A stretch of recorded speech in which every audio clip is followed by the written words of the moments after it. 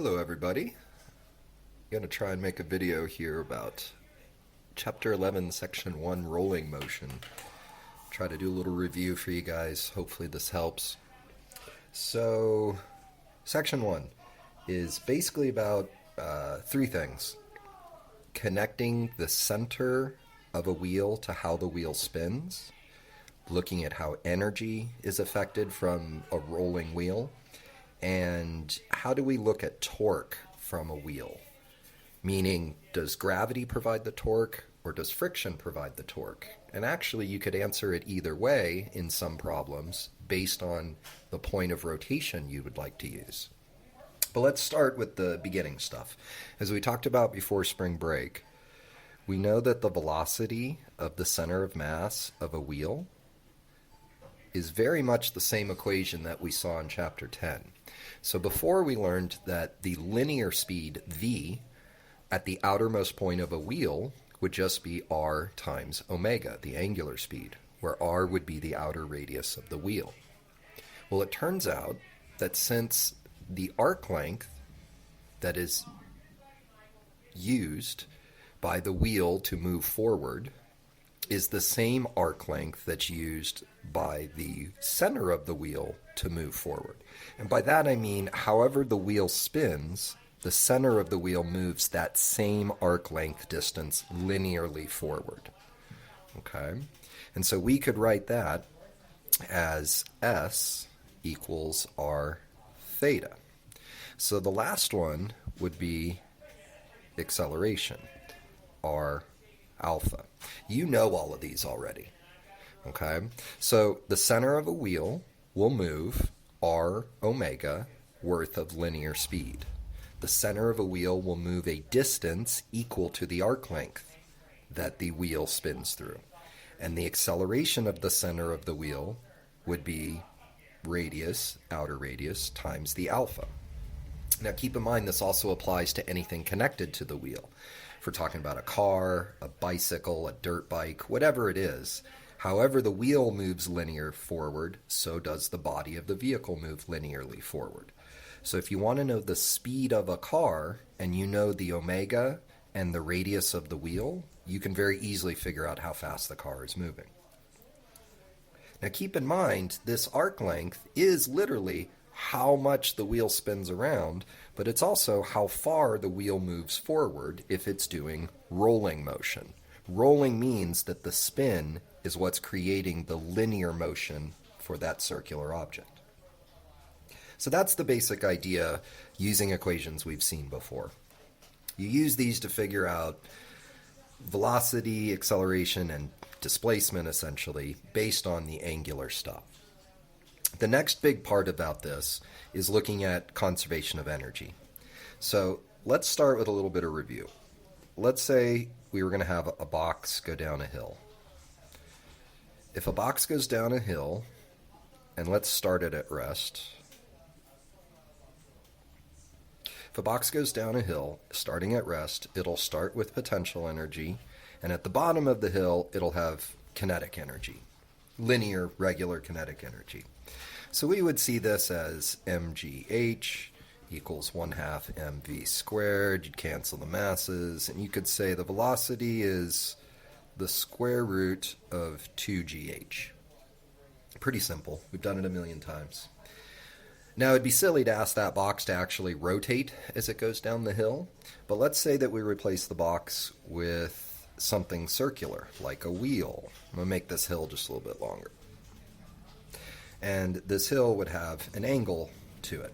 I forgot to put that in. All right, so if we put this circular object in, and we say there's no friction at all, then it actually looks exactly like this. It actually doesn't matter if there's no friction on the hill. It doesn't matter what the shape of the object is. It will just go down the hill as a sliding object. But if all of a sudden we want this object to rotate as it goes down the hill, this can change things a little bit. Let's say it still starts at rest. We still start with potential energy. We're still going to end with linear kinetic energy, but we'll also have some rotational kinetic energy, the kind that we saw from chapter 10. So this would still be mgh, this would still be 1/2 mv squared, but now we have this extra term, 1/2 I omega squared. So we have to be careful. If it's just sliding down the hill, whatever the shape of the object is, you just treat it like our old conservation of energy. But if it's rolling down the hill, you have to add this extra term in. Now you're going to do a little bit of tricks here. This omega is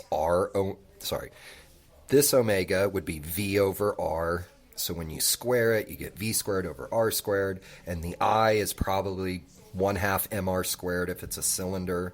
So then you have things that cancel. But it's really important that you realize that this velocity here is going to be greater than this velocity here. When you have to roll, some of the original energy is now transformed into rotational. That means you have less left over for linear. Up here, it was all linear. So all of the potential turned into kinetic energy at the bottom of the hill. It's still technically true here, but some of that kinetic is rotational now. So it just changes it up a little bit. That's what the majority of the problems in section 1 are all about. Okay, let's go on to the last thing, how you actually find torque. There's actually only one problem in this section that uses this, but later problems will definitely use this. And it's what is causing the torque on a wheel. So let's first look at a wheel on flat ground. So torque on a wheel. And keep in mind, this could be a can on its side, like a cylinder.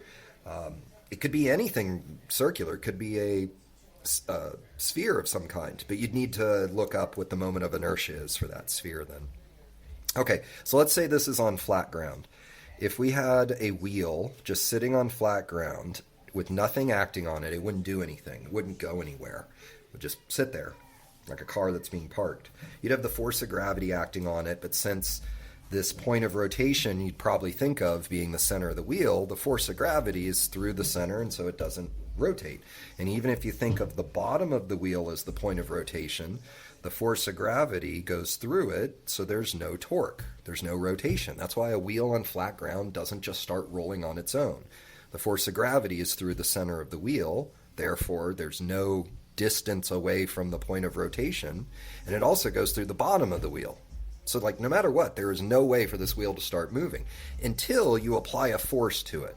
So let's say there were handlebars here or something like that, and I pushed it to the right. Now that's a force that I'm applying at the center of the object, and we could start to imagine that it's rotating around the bottom of the object, in this case a wheel. That's weird. Most of us would think that it rotates around its center. But using the parallel axis theorem, you can talk about it rotating around its edge. And when you do that, the force applied that I would do to make this thing roll is an r distance away from the point of rotation, which would be at the edge of the wheel. So now I actually do get a torque. When I push, let's say on handlebars, like my demo wheel I've shown you, that's a distance away from the bottom of the wheel, which is touching the table or ground, and that's what creates torque, not the force of gravity. It's my applied force times that distance. Okay? Now, if there was no friction here, this wouldn't rotate at all, and we really wouldn't be talking about a wheel. So there's got to be friction here that's causing this rotation. And this is where it is a little weird as well. I find people thinking about it rotating around the bottom is odd. But also this idea of friction is a little different too. Sorry, my wheel got a little crazy there. Okay, so let's say the wheel is spinning this way. That means this little local part, this little just touching the table part of the wheel is actually going to the left when the whole wheel is trying to go to the right. So what it means for us is that the part of the wheel that is going to the left, that's going that way, is receiving friction the opposite way. Think about like your foot on the ground. As you step down on the ground, you actually try to slide your foot backwards. Okay? So you kind of put this and you try to slide backwards, so the friction on your foot is actually forwards. It allows you to then pivot your body around your foot. And that's what's happening here. If I apply a force and there's no friction on the ground, the whole thing just slides. But if there is friction here, it's kind of like it grabs it for a brief moment, allows the whole thing to rotate around that lower point, and then the whole body of the wheel moves forward through that rotation. Okay? If you use this as your point where the force is applied, and you now think about this rotational point, you could look at the force of friction as being torque related. But that's not really what we're doing here right now, because if I have a force applied, I'm thinking about this as the rotation point. And if I have force of friction, I'm thinking of this as the rotation point. So you have to be a little careful about what perspective you're going to use. So does the applied force create torque? Yes, but only because friction is there. It's a little odd. I think on a flat ground, you wouldn't really need to look at friction, because if we're talking about it rotating around this point, well, friction goes through that point, so it doesn't apply any torque around this point. If we talk about this point, now our applied force is providing no torque, and you can say friction provides the torque to move it forward, but not the applied force. See, both can't give the torque to move it forward on the same point of rotation. So different points of rotation with different forces provide different perspectives of how the torque works. So let's just see one last thing. What happens if we put it down a hill? One more time. Well, it's pretty much the same idea. Okay? If you do force of gravity, see, the force of gravity goes through the center, but it's an r distance away from the edge. So one method is to say that the torque is r force of gravity sine of theta, where theta would be right there, and it's the same theta that's there. Okay? Or you could also then say it's I alpha. Keep in mind, though, that this I would be the parallel axis theorem, because you're rotating around a point outside of the center. Okay? So if you knew the force of gravity, you knew the radius of the wheel, and you knew the angle of the hill, really easy to figure out the torque based on it rotating around its edge. You could do it a different way, though. Instead, you could say, I want to look at the friction. And the force of friction is an r distance away from the point of rotation, which is now the center of the wheel. So just to review, for this option, you say gravity provides the torque, and you make the edge of the wheel the point of rotation. For the second option, you use friction, and you say it does rotate around the center, but friction is what provides that torque. So then you would say r force of friction, but this one would be sine of 90 degrees because we have a 90-degree angle right there. Okay? And then you could go and still do that same torque is I alpha, but this I is just the ICM. Oops, sorry, my M got a little nuts there. That's just ICM, not parallel axis theorem, because we're rotating around the center. Once again, you don't use both of these. You use one of them.